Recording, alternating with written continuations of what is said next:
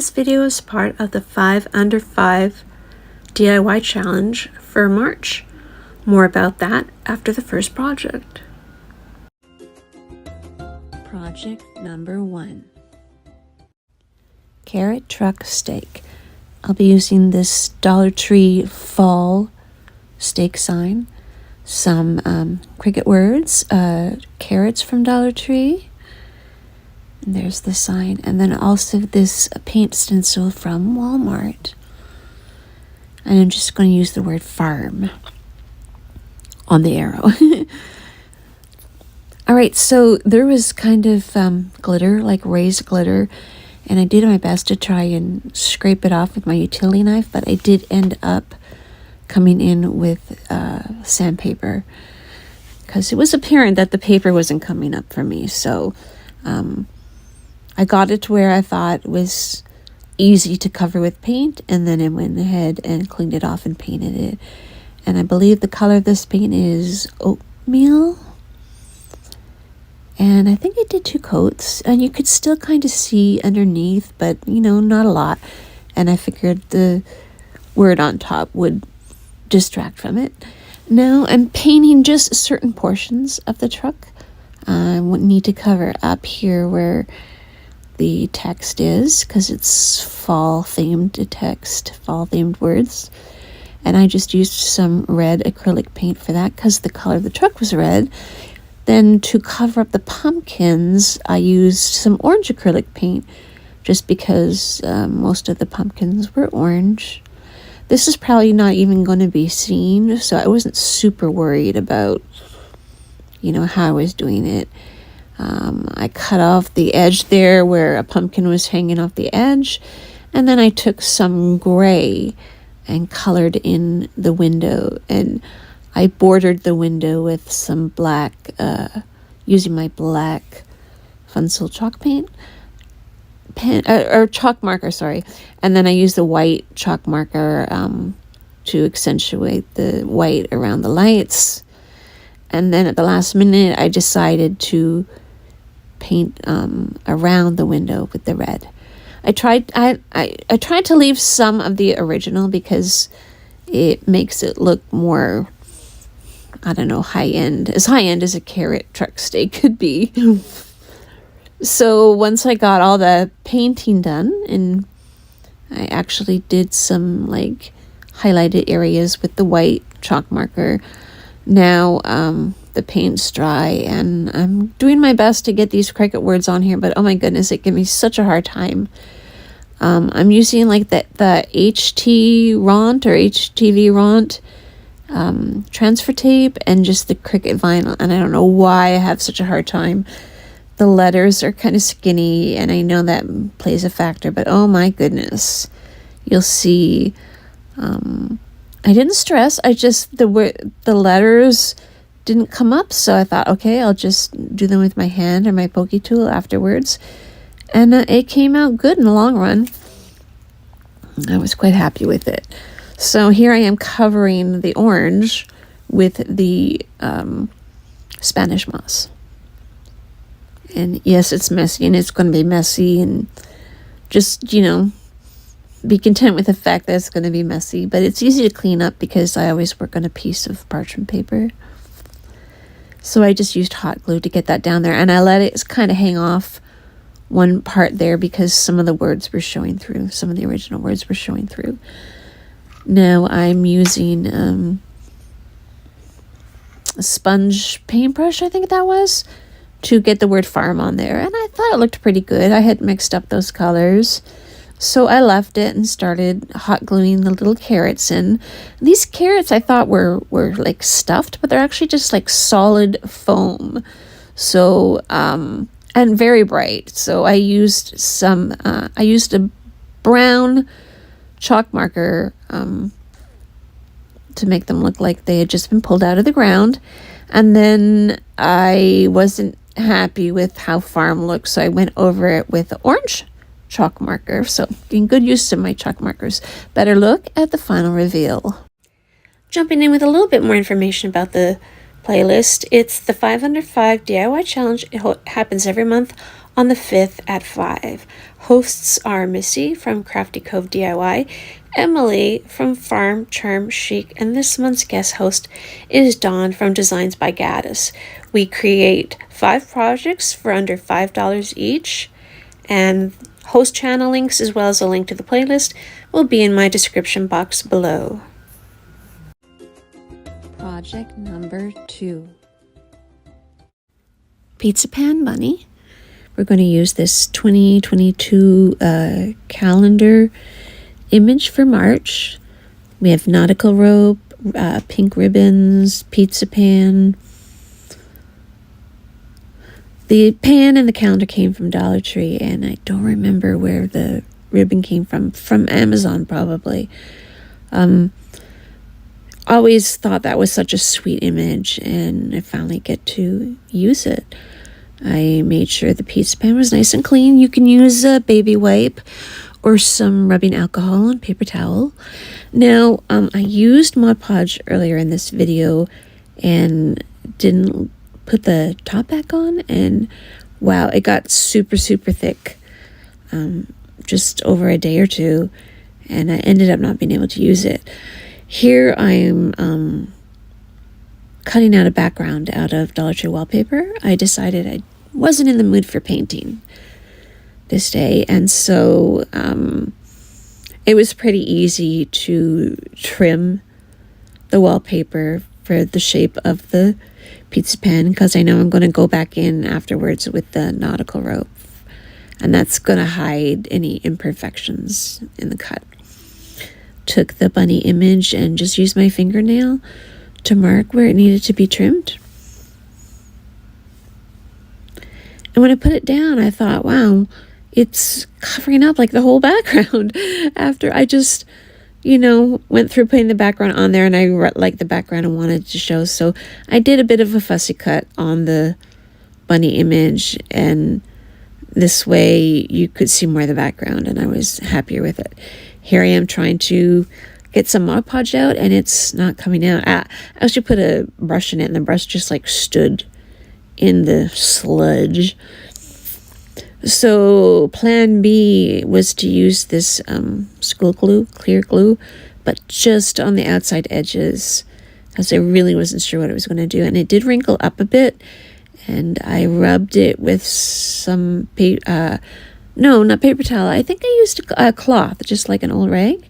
And I actually went in off camera as well and tried ironing it to get some of the wrinkles out. So there's a few wrinkles in there, but it's not too bad, all things considered.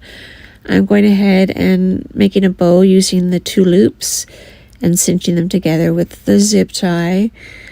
And then I'm taking the other ribbon, making the awareness shape, cinching it together, and using another zip tie.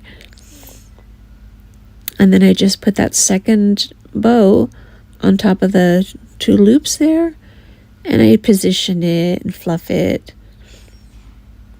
and trim it. Then I use some hot glue to apply a piece of ribbon around the middle to hide the zip ties.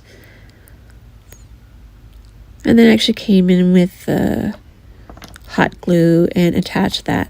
Then I flipped it over, and I used super glue and hot glue on a piece of nautical rope that I chose to use as a hanging rope. And then after I did that, I came back in again, which I usually do, with some more hot glue and a little piece of ribbon. You could use a piece of fabric, a piece of tape, a piece of paper, piece of canvas, something just to help hold it down. Now, I thought it needed a little bit more, and rather than make a swag out of my perfectly fine faux florals, I went through my stash of already used florals, and since the stems are really short, what I did was the first floral, I lifted the bow and glued it under the bow, and then the next floral, I lifted the floral and glued it under that floral. So everything got glued underneath something, so it wasn't totally apparent that it was a bunch of hodgepodge pieces. And then, did you know that you could curl up those onion grass pieces. I just used my fingernail, and curled it like you would curl curling ribbon, fluffing the bow, and a better look at the final reveal. Project number 3. Whimsical carrot truck sign. This one was so fun to make, and it's a nod to Emily, who likes to tell stories about her crafts. So this craft definitely tells a whimsical little story. I'm using this Valentine's Day truck that I purchased from Dollar Tree and was in my stash. And you'll notice I don't break down the prices for this 5 under 5 because I always craft from my stash. But each project would probably cost you a few dollars, depending on what you have in your stash. Okay, so I have stencils I believe I purchased from Michael's like a really long time ago. And I'm going over the Dollar Tree truck with some of this oatmeal, and I'm trying to save some of the writing on the truck. So I'm covering up what's obviously not Easter, which was the Valentine part, but I'm leaving that little bit about, I think it says free delivery, and I'm leaving some of the lines that bordered the text. So I decided a little bunny was going to be riding along in the truck, like maybe the baby bunny went for the drive with his daddy bunny or mama bunny. So he's hanging out the window, and I just trimmed the head off the little bunny as much as it pained me. And then I glued it right at the edge of the window on the door part of the truck. Now, I'm going to come in with my little stencil and just the very corner of this foam brush, and I'm going to stencil in the word carrots, just carrots. I decided not to get too super fancy with it because it's a little bit time consuming with this kind of stencil. So I had to wipe the paint off and then come back in and wipe the paint off. So it was a bit of a process, but an easy process nonetheless.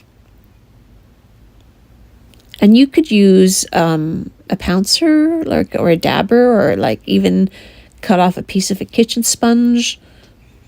Any kind of sponge will work. Once I got that word on there and it was dry, I flipped it over and I tried to get the last little bit of E6000 glue out of there, and then a whole bunch of hot glue, and it actually fits so nicely. Now, there's a reason I'm putting it on the side like this, because he's driving down the road, but he forgot to close the back of the truck, and all the carrots are falling out and they're landing on the road. So we need room to show that. So I'm taking those little orange foam carrots. I'm doing the same thing I did in the previous project. I'm drawing the brown lines on with the brown Fun Still chalk marker to make it look like they'd just been pulled out of the ground and thrown in the truck and now are falling on the road. I did the same for each carrot, just a bunch of lines and blobs and stuff, just to make it less neon orange. And once I thought it looked pretty cool, like the carrots were falling and landing, and I just kind of did it randomly. So once I was happy with how it looked, I think I had one carrot left, or all the carrots, I don't remember. So I came back in and did some touching up, and you'll get a better look at the final reveal. Project number 4. Eggs in a basket.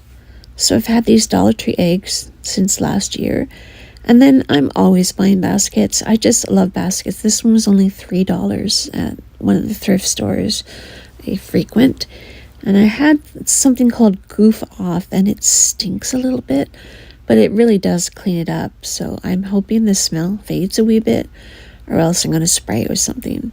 So I just took my time going over it and actually did notice a difference.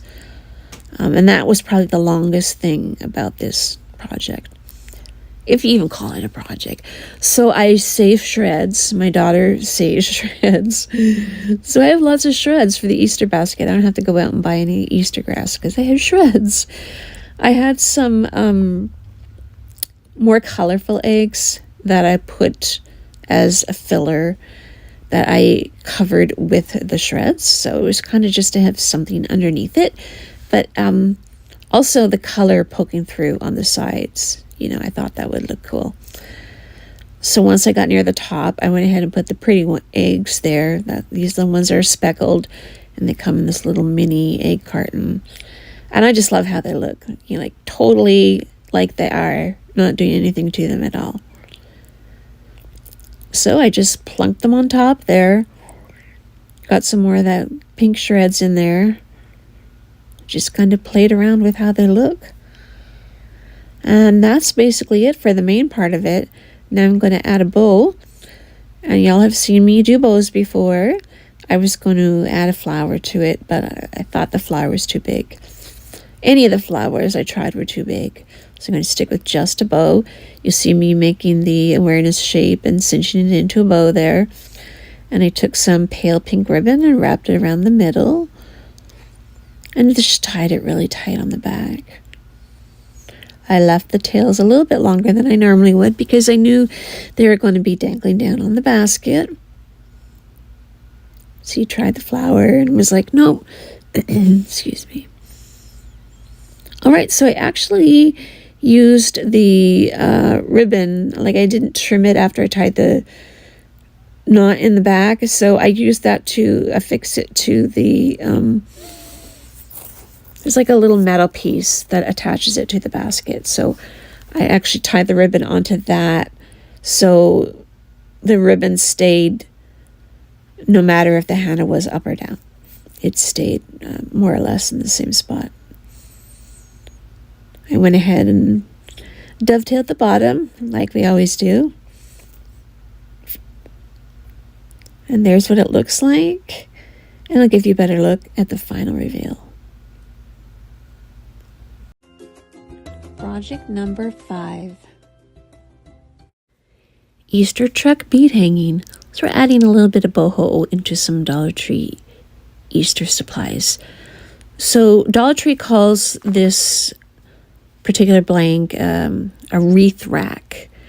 So don't pay attention to the one on the bottom there. I'm actually just using that as an example on how to paint the one that I'm working on right now. And I'm using my pink Funsel's dot marker, and it's perfect for this application. Just have to remember to press it or tap it every once in a while to get the most ink out of it. And it's really easy to use. I come in with my chalk markers to do the borders, but I also use the dot marker to fill it in. And it was actually quite a help to have that color truck already done and use an example, because I'm always uncertain about where to add the highlights and stuff. So it was helpful.